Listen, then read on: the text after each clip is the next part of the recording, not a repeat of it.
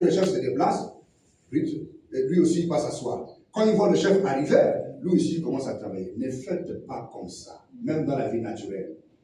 Dieu t'a donné le travail. Il y a des milliers de personnes qui ont cherché ce travail que toi tu as eu là. Tu as pleuré, tu as gêné, que Dieu te donne le travail. Dieu t'a dit, tiens, prends le travail. Depuis que tu as eu le travail, tu travailles avec négligence.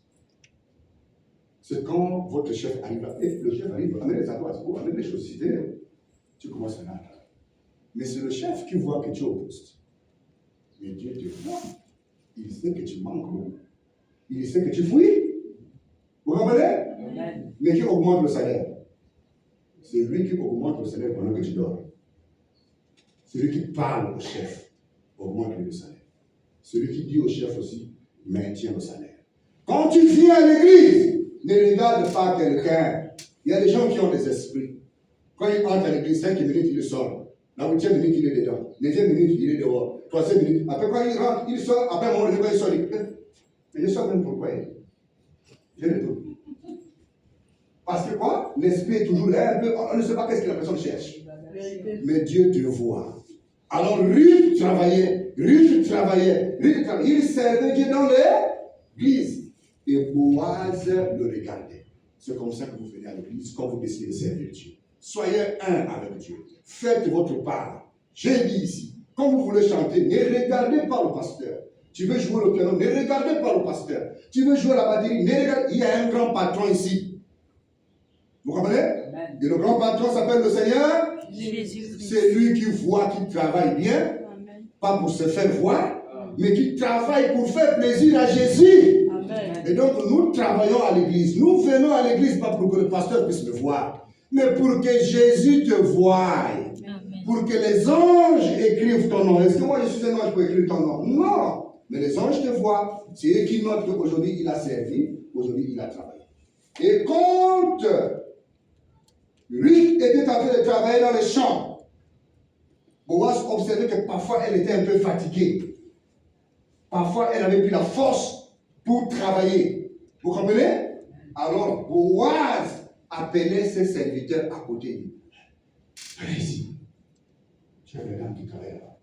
Vous voyez comment elle est fatiguée? Diminuez le kilo, diminuez le fardeau, diminuez le fardeau. Allégez le travail. Vous voyez qu'elle se fatigue un peu trop beaucoup. Allégez le travail.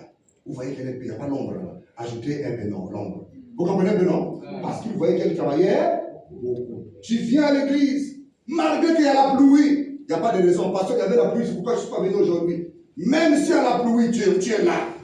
Vous comprenez? Et quand la maladie viendra, c'est Dieu qui va chuchoter à ses anges. Allez-y la guérir. Donnez la santé à celle-là. Elle travaille beaucoup. Donnez les malades. Guérissez-la. Donnez la taxi à celle-là. Donnez le travail à celle qui est là. Elle travaille beaucoup, mais elle n'a pas le travail. Avancez son dossier à tel niveau parce que c'est qu'elle fait à l'église. Vous comprenez ce qui se passe?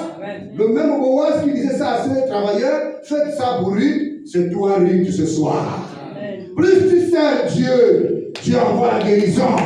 Plus tu sers Dieu, Dieu envoie la délivrance pour t'encourager. Pour t'encourager. Il n'y a pas que de déception dans l'église. Il n'y aura pas que la vie difficile quand tu deviens chrétien. C'est vrai qu'être chrétien, c'est difficile. Vous allez abandonner beaucoup de choses. On te dit ne bois plus. Tu aimes boire, on te dit ne le bois plus. C'est difficile. Mais Dieu va compenser cette difficulté que tu éprouves là pour t'envoyer beaucoup de grâce. Amen. Et il va t'assister. Il va t'assister. Mais tu travailles. Plus tu travailles, Dieu envoie de l'aide. Il envoie la santé. Il envoie la grâce. Il envoie de l'argent. Il envoie le travail. Il envoie le bonheur. Il envoie les enfants. Il envoie les bénédictions. Il envoie le mariage. Il envoie la voiture.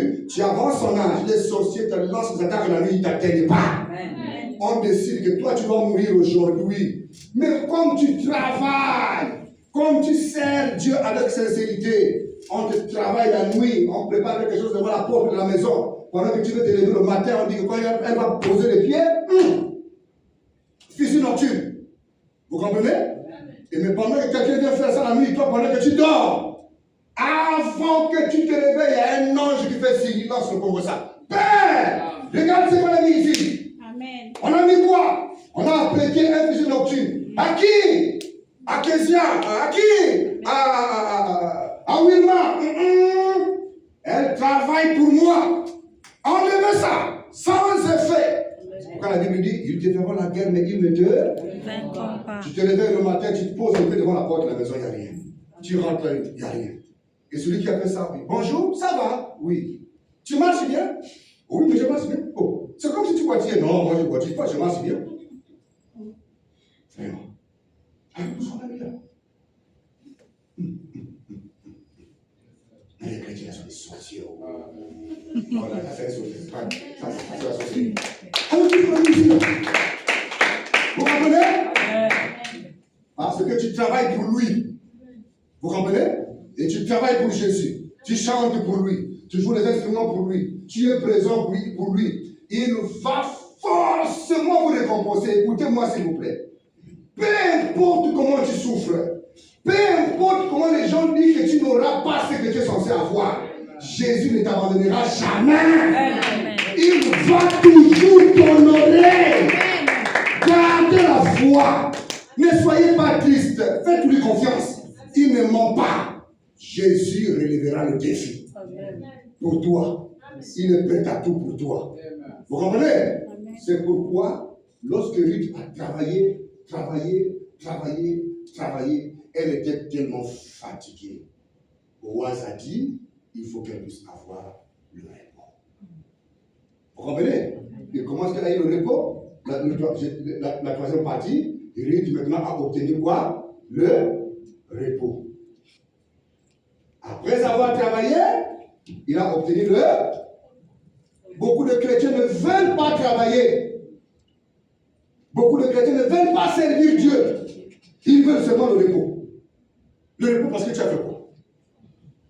Quand on parle du repos, ça veut dire que la personne a travaillé. Mais toi, tu ne travailles pas, tu veux le repos. Pourquoi? Vous comprenez? Du fait que tu participes à l'église, du fait que tu pries, du fait que tu chantes, du fait que tu contribues pour que l'église puisse évoluer, du fait que tu invites les gens à l'église, tu amènes les nouveaux membres à l'église. Dieu voit tout ça, il note tout ça. Il voit, ah, l'enfant là travaille beaucoup. L'enfant là travaille beaucoup. Mais tu travailles pour ton repos. Et le repos veut dire le Saint-Esprit. Ok? Et la Bible dit, venez seulement pour tout ce qui est fatigué et chargé, et je vous donnerai le repos. Et le repos, c'est le Saint-Esprit. Fatigué et chargé pour avoir servi longtemps dans l'église, et je vous donnerai le repos. Ruth a obtenu le repos. Et quel a été le repos de Ruth? Boaz a dit ceci. Je vois une dame dans la maison qui s'appelle Ruth. Mais, qui s'appelle Ruth. Naomi a dit à Ruth quelque chose. Naomi a dit à Ruth ceci. Dans le champ où nous sommes là, il y a un homme qui est riche.